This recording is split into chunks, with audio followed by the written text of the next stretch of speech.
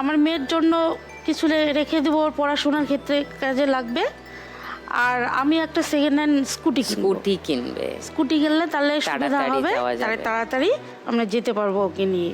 এসছে মেয়ে? হ্যাঁ, মেয়ে এসেছে। জি। ও, আর কে এসছে? আমার হাজবেন্ড এসেছে আর আমার দিদি এসেছে। দিদি কোথায়? ওই যে উপরে। ও উপরে। নমস্কার। ওকে, তোমার নাম কি? বর্ষা শর্মা। বর্ষা। ওকে, সো তুমি স্কুটি কিনবে, ওর পড়াশোনার জন্য রাখবো। আর কি বললে? আর সেলুনটাকে ঠিক করতে পারো যদি টাকা থাকে। হ্যাঁ। ওকে, নাইস। এসো আমরা ফার্স্ট রাউন্ডটা খেলি। এসো, চলো রিনা, তোমার 1 মিনিট সময় শুরু এখন। সবগুলো একসঙ্গে করে নে।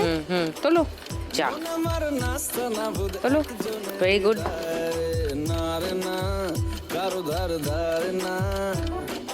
চলো, ভেরি গুড। নিজ দিয়ে ঢোকা সবগুলো একসঙ্গে নিয়ে নে। বাড়িতে দোকানে এখানে ওখানে যেখানে সেখানে বানবাসী। ওকে, গুড, গ্রেট গোয়িং। ডাকতে সাড়াতে দাঁড়াতে দাঁড়াতে ভালোবাসি। অনেক টাকা আছে, ঢোকাও ঠিক করে তোলো।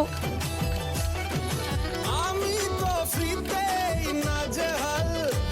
হচ্ছে না আগে সামনে নিয়ে আসো। হচ্ছে, আরো হতে পারে, অনেক তাড়াতাড়ি টাকা করো। আছে। হ্যাঁ, মারো ঝটকা।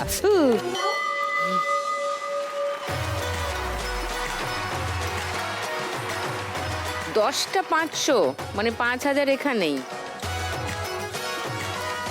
মানে 8000, 200, 300, 8300।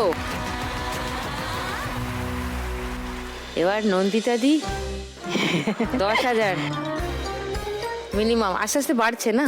3550, তারপর 6230, তারপর 8300, এরকম আছে গ্রাফটা। এবার গিয়ে 10,000, 200, 300 এরকম একটা করলে তাহলে একটা ব্যাপারটা ঠিক থাকবে।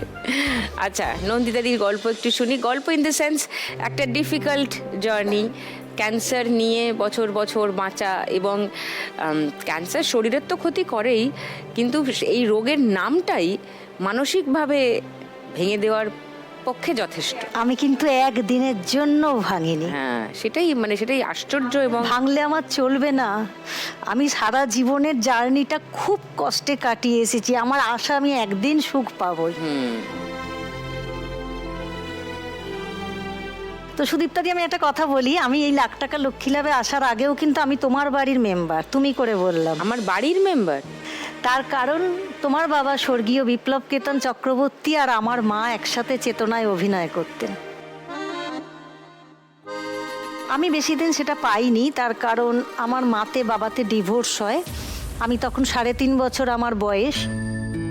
তো মা রাইটার্সে চাকরিও করতেন, গণনাট্য সংঘেরও মেম্বার ছিলেন, এবং চেতনাতেও অরুণ কাপুর গ্রুপে। মায়ের নাম কি? মায়ের নাম অঞ্জলি ঘোষ। ওকে, অঞ্জু বলে পরিচিত সবার কাছে। পিসি, কারেক্ট।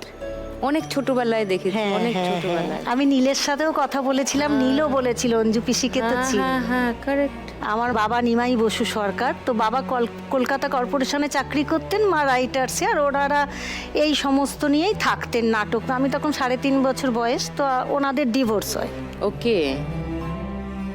তো ডিভোর্স হয়, আমার ঠাঁই হয় একদম প্রত্যন্ত পূর্ব বর্ধমানের গ্রাম, আমার বাবার দেশের বাড়ি, আমার ঠাকুমা পিসিদের কাছে। ওকে। তো যথেষ্ট তখন সেই জীবনের ওই পার্টটুকু খালি আমার সুখ ছিল। 7 বছর বয়সে আমার স্টেপ মাদার, তো জানোই নিশ্চয়ই ন্যাচারালি স্টেপ মাদার কিরাম হয়। তো যতদিন ঠাকুমার ছত্রছায়াটা ছিল ততদিন আমি ঠিক ছিলাম। মাধ্যমিকের পর ঠাকুমা মারা গেল। তো আমার মা ডিসিশন নিল আমাকে আর পড়তে দেবে না, বিয়ে দিয়ে দেবে। তো আমি তো কিছুতেই বিয়ে করব না তখন। তো আমি আমার ছোট পিসে মশাই আমার মায়ের কাছে যোগাযোগ করে আমার মায়ের কাছে দিয়ে এলো। মা সল্টলেকে শ্যামলী হাউজিংয়ে থাকতেন। তো সেইখানেও আমার নিজের দিদা বলছে, এক রাত্রে আমি শুয়ে শুয়ে শুনছি আমার মামাকে বলছে, ওকে বিদায় কর, না হলে তোর ভবিষ্যৎ হবে না। নিজের দিদা বলছে আমাকে। আমি সেই রাত্রে শুনে ডিসিশন নিলাম আমি মায়ের কাছে, বাবার কাছে আবার ফিরে যাব। তখন আমি 11-এ পড়ি, বরানগর বিদ্যা মন্দির, আমার মামার বাড়ি বরানগরে। আবার মায়ের যথারীতি বাবার কাছে ফিরে গেলে যা হয়, আবার মানে বেশি যন্ত্রণা। তো আর থাকতে পারলাম না, আমার পাশেই আমার হাজবেন্ডের বাড়ি, ও আমার ছোট থেকে বন্ধু। আমি যখন বললাম দেখ হয় তুই আমায় বিয়ে কর আর নয়তো আমি সুসাইড করে নেব, তা ও বললো ওরে বাবা ওই কথা বলিস না, আমি আছি। তো সম্পূর্ণ বেকার অবস্থায় আমায় বিয়ে করে। আমার শ্বশুরমশাই শাশুড়ি মা এত ভালো, তো আমাদের একটা বিজনেস করে দিলেন, আমার ওর সাইকেলের দোকান। তার সাথে সাথে ধীরে ধীরে আমিও একটা টুকটাক বিজনেস করতে লাগলাম, ধূপের, মোমবাতির এইসব। আমার মেয়ে ইনবর্ন সেপ্টিসেমিয়া, 8.5 মাসে আমার মেয়ে জন্মেছে সেপ্টিসেমিয়া নিয়ে, যে রোগে 100 জনের মধ্যে 1 জন বাঁচে। তো মেয়ে 17 দিন ভেন্টিলেশনে ছিল। সেখান থেকে মেয়েকে যখন রিকভারি করে নিয়ে আসি কলকাতা মেডিকেল কলেজ থেকে, 3 মাস বয়সে মেয়ের রিকেট। মেয়েকে আইসিইউতে রেখে দিল, যেখানে রিকেট রুগীর বাড়ির লোককে ঢুকতে দেবে না। মেয়ের একটা পা বেঁধে, মানে এরম করে বেঁধে যাতে না পড়ে যায়, বেড থেকে রেখে দিয়েছিল। মেয়ের কোমরের হাড়টা ডিসলোকেশন হয়ে গেল।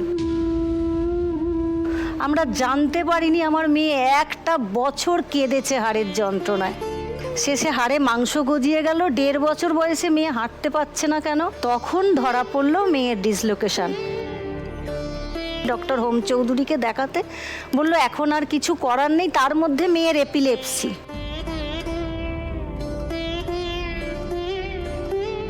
বললো এপিলেপসিতে মেজর অপারেশন করা যায় না, মেয়েকে আর ফিরে পাবেন কি না গ্যারেন্টি নেই। বললাম থাক, আমার মেয়ে যেমন আছে থাক। তো মেয়ের এই রোগের জার্নি হতে হতে লকডাউনে যখন আমরা সম্পূর্ণ বেকার, 2022 সালের ডিসেম্বরে আমার ধরা পড়লো ক্যান্সার।